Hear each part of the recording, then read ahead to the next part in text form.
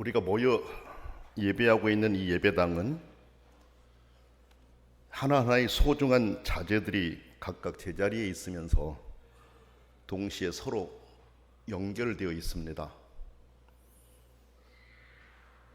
이 건물은 스스로 자동으로 연결된 것이 아닙니다. 연결해 주는 사람이 있었기에 이렇게 튼튼하고 아름다운 건축물이 완공되어서 우리가 모여 예배를 하고 있는 것입니다.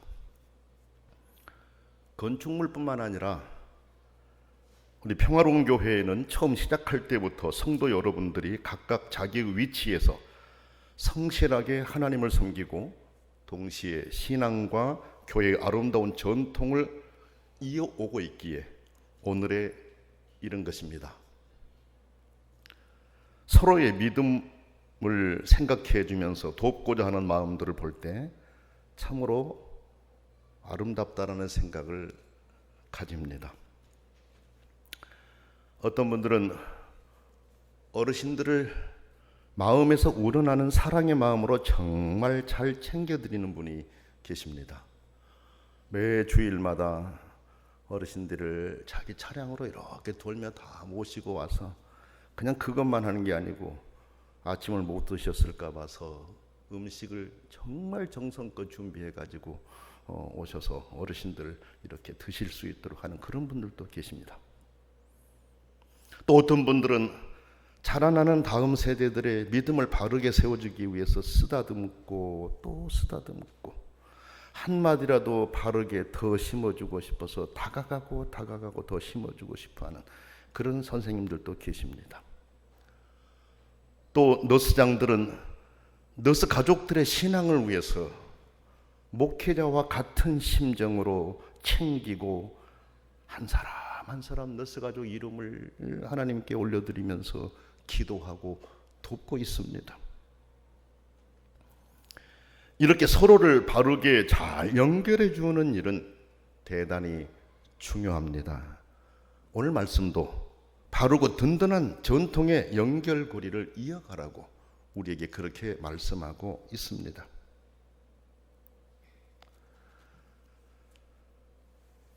첫째는 먼저 너는 그리스도 예수 안에 있는 은혜 가운데에서 강하고 하셨습니다. 자신이 먼저 바른 믿음 생활을 해야 한다는 말씀입니다. 자신이 먼저 예수님의 복음 안에 있는 은혜의 진리에 든든하게 서 있어야 한다는 말씀입니다.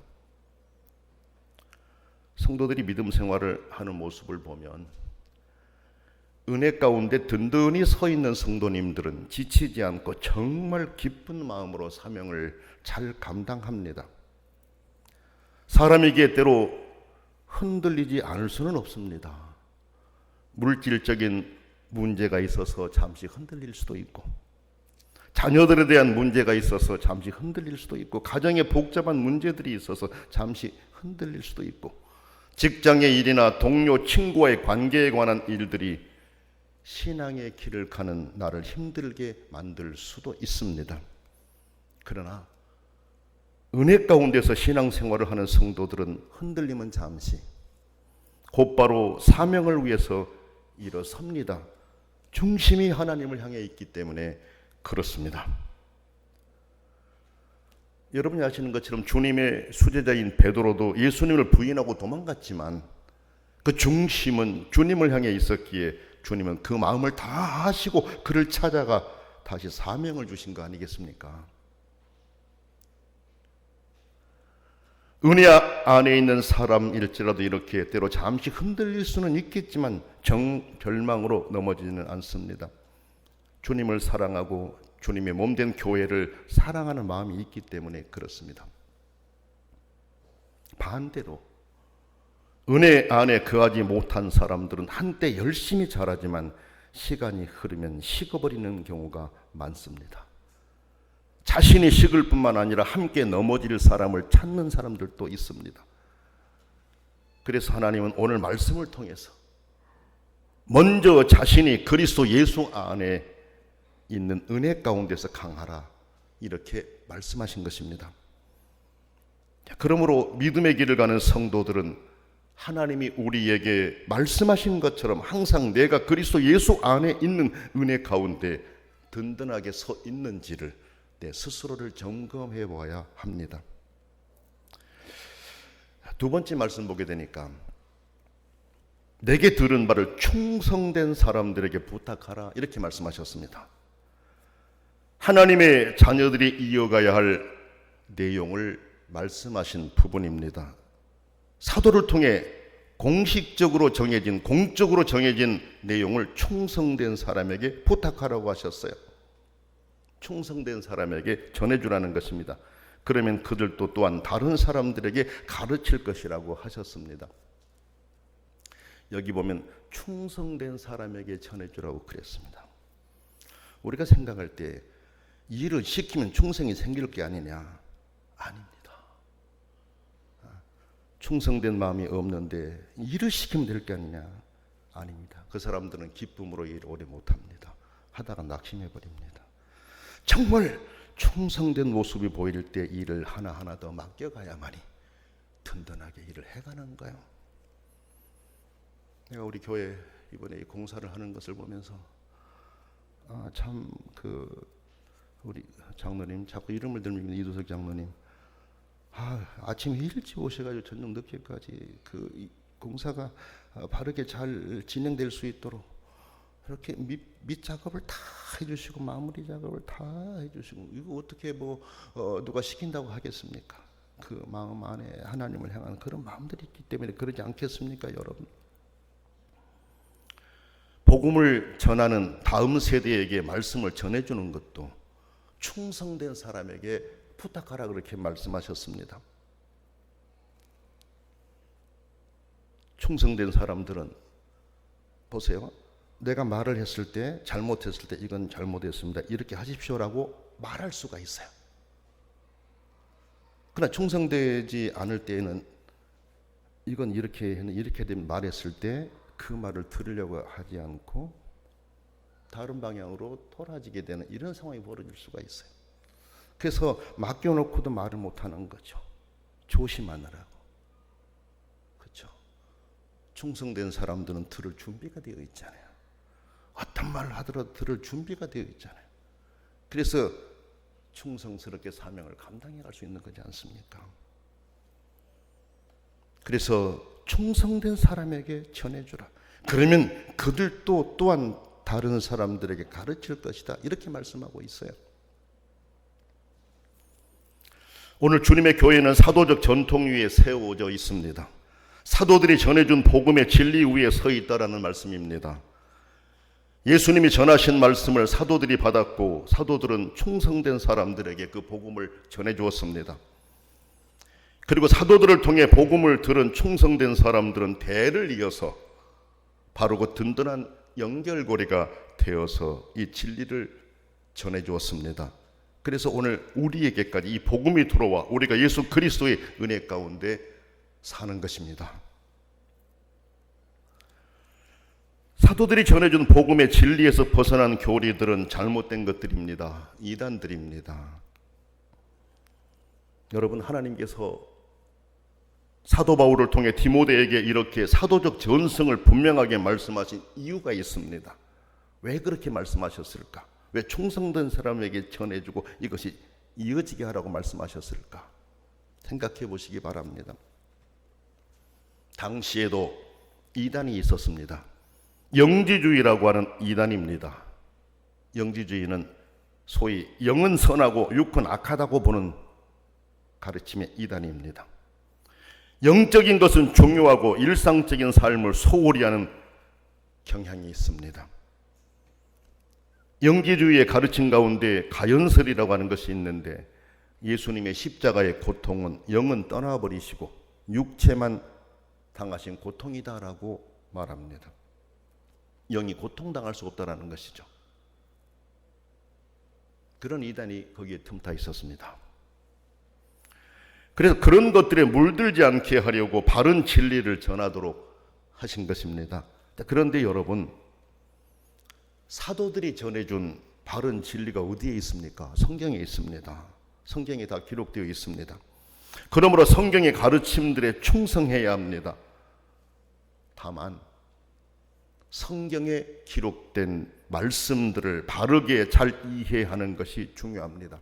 성경을 잘못 풀어서 가르치는 사람들에게 빠지게 되면 큰 위험을 겪을 수가 있습니다. 그래서 우리는 세우신 목회자를 통해 말씀을 듣고 배워야 합니다.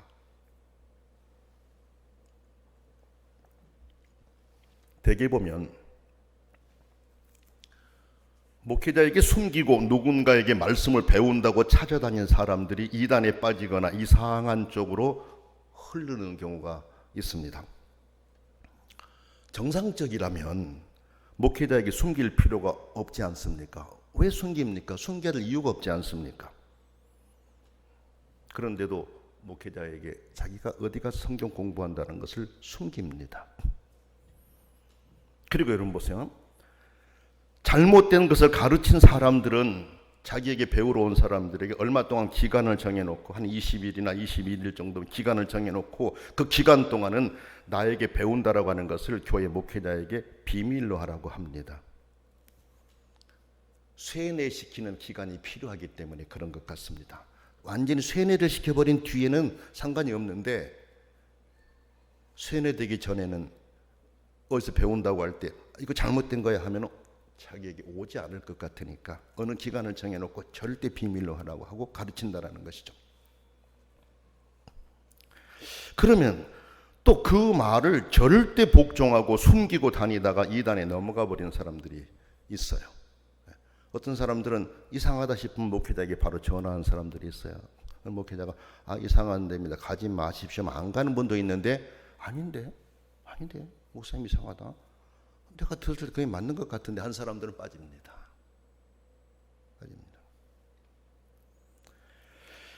이단에 빠져버리고 나면 그때부터는 목회자가 가르치는 내용을 받아들이지 않습니다. 그런데 더 무서운 것은 마음은 이단에 가 있으면서 몸은 아닌 것처럼 교회에 다니는 사람들이 있습니다. 왜 그럴까요? 사람들을 포섭해서 데리고 가기 위해서입니다. 그런 일들이 실제로 일어났고 또 일어나고 있지 않습니까? 교회들 안에 그런 사람들이 있지 않습니까, 여러분? 성도들은 하나님이 세우신 교회 목회자들을 통해 말씀을 배우고 신앙을 이어가야 한다는 것을 마음에 깊이 새겨야 합니다. 오늘 본문이 쓰이게 된 때도 영지주의라고 하는 그런 이단이 있어서 그런 것들에 빠지지 못하게 하기 위해서 하나님은 사도들을 통해서 들은 것을 충성된 사람에게 전해주라라고 하셨던 것입니다. 잘못된 것에 빠지지 않도록 하기 위해서입니다. 앞에서도 말씀을 드렸습니다마는 영지주의는 영적인 것은 선하고 육적인 것은 악하다고 보는 그런 이단들이에요. 영적으로 구원받았으니까 육적인 삶에 대해서는 큰 의미를 두지는 않는 거예요. 지금도 그런 이단들이 있습니다. 이름만 다르게 하고 그런 이단들이 있습니다, 여러분. 평화로운 교회 모든 성도 여러분, 기독교 신앙은 말씀에 근거한 신앙입니다. 말씀하신 분이 계시고 듣는 자가 있고 전하는 자가 있습니다. 이것은 기독교가 인격적인 종교라는 것을 의미합니다. 말씀하시고 듣고 전하는 자가 있고 인격적이라는 것이죠. 인격적이라고 하는 것은 살아있다라는 거 아닙니까? 살아있는 것에 인격이 있는 거 아닙니까, 여러분? 그렇죠? 물론 인격이라는 게 모든 생물 이런 사람들을 지금 제가 이야기하면서 인격이라고 표현한 것입니다.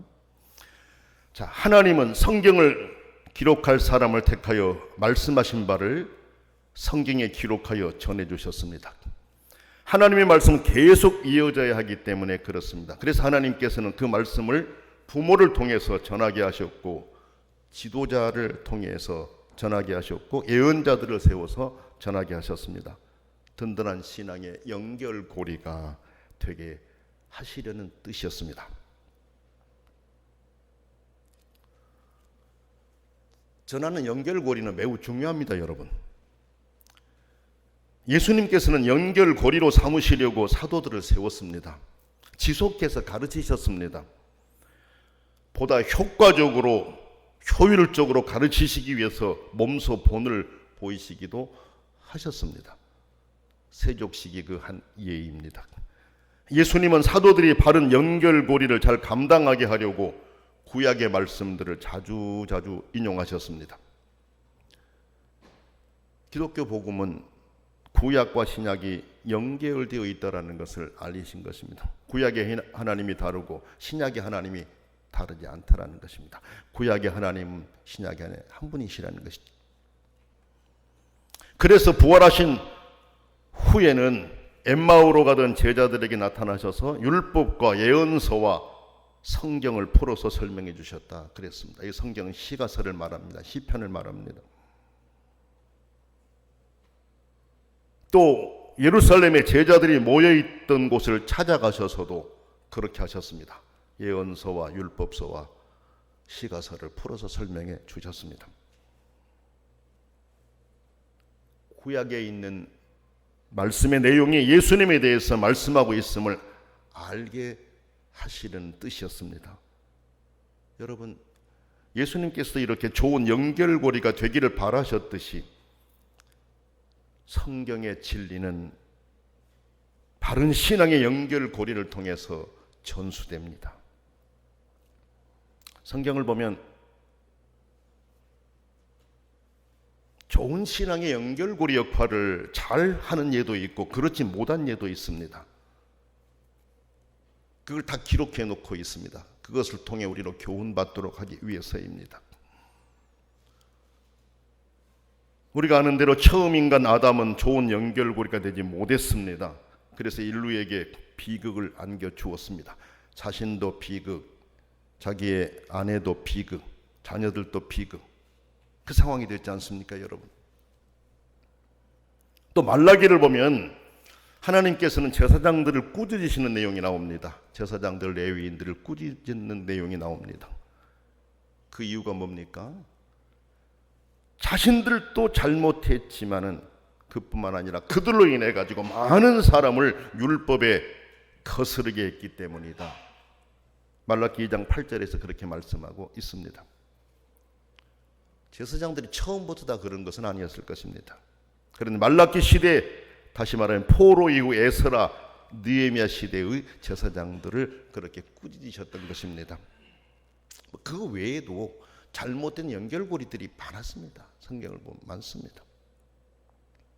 그러나 좋은 연결고리에도 있습니다.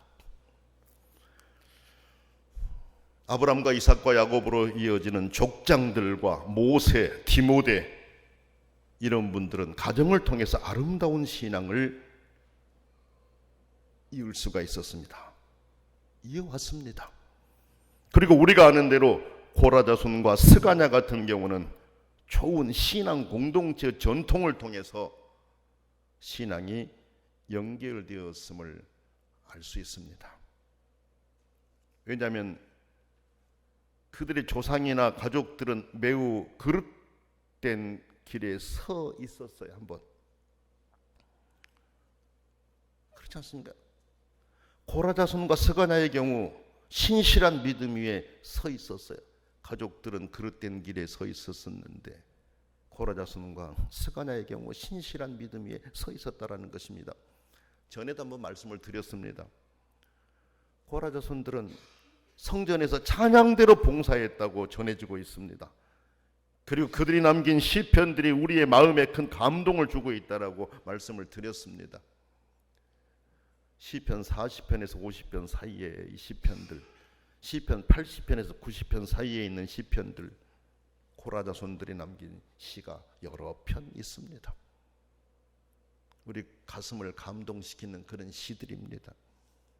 그런데 그들의 조상 고라는 반역하다가 벌받아 죽었지 않습니까? 그리고 여러분, 스가랴의 경우 우리는 에스라서를 묵상하면서 이미 다 배워 알고 있습니다. 우리가 묵상을 통해 보았듯이 에스라가 포로에서 돌아왔는데 돌아와서 보니까 수룹바벨과 함께 1차로 귀환했던 사람들의 삶이 엉망이었습니다. 너무나도 타락해 있었습니다. 볼 수가 없었습니다. 하나님이 금하신 이방 여인들과 결혼을 해서 그 여인들이 가지고 온 우상에 빠지기도 했습니다.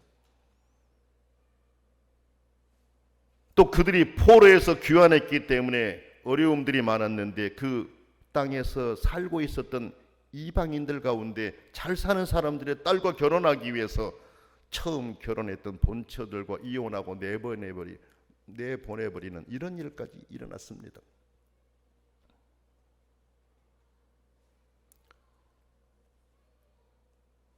이런 일들은 이스라엘이 포로로 끌려가기 전에 그런 일들 때문에 하나님의 심판을 받아 바벨론으로 포로로 끌려갔지 않습니까? 그럼 포로로 끌려가서 70년이라고 하는 고통스러운 시간을 보냈으면 돌아와서는 그런 일을 하지 말았어야 했지 않습니까?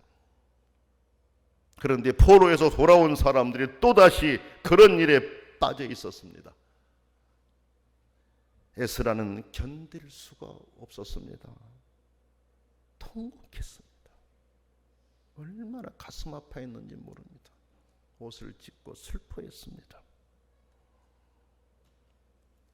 너무 아파하며 철저하게 회개했습니다. 그 모습을 본 사람들이 모여와서 마음을 같이 했는데 그 중에 한 사람이 스가냐라고 하는 사람이 있잖아요. 너무 아파하는 모습을 보고 왔는데 스가냐라고 한 사람이 왔어요. 다른 사람과 달리 스가냐는 에스라에게 찾아 나와서 어떻게 방법을 수습해야 할지까지를 말해 주었습니다. 이방 여인을 맞아들여 결혼한 사람들에게서 이방 여인들을 다 내보내게 하면 된다라는 것이었습니다. 하나님과 언약을 세우고 율법대로 하면 된다는 것이었습니다.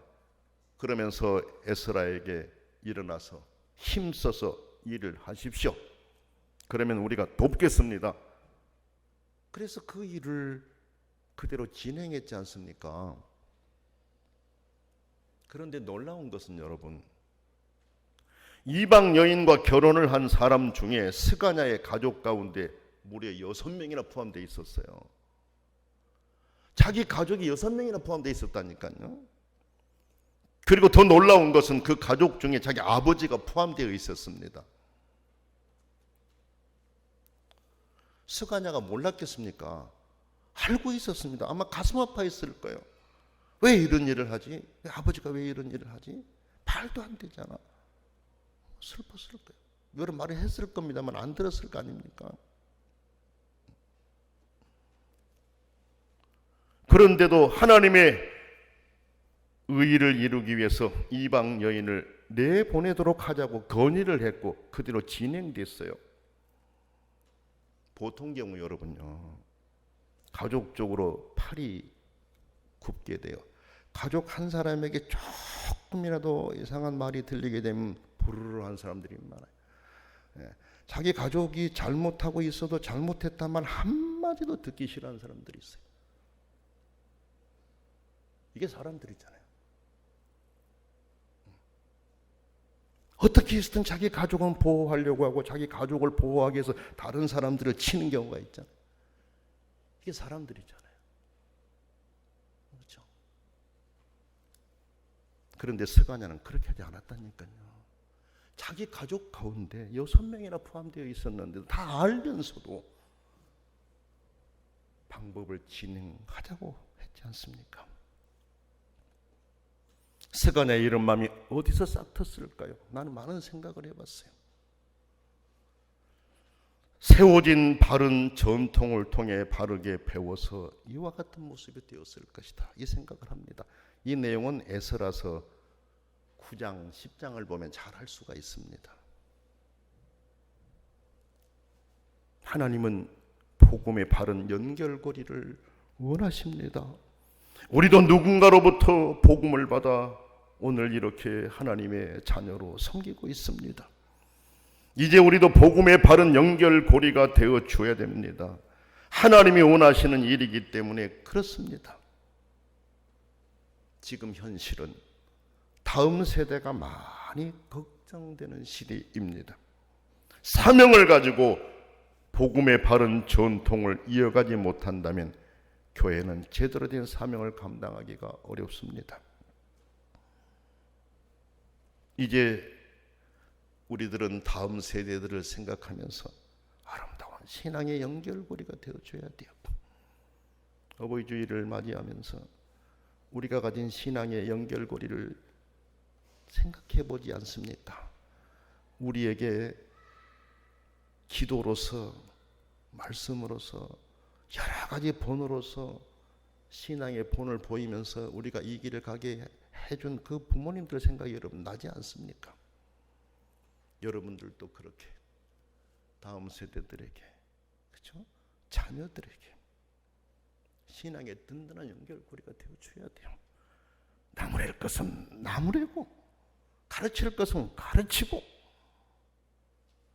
그렇게 해서 하나님께 복받는, 하나님의 사랑받는, 하나님 아버지 은혜 받는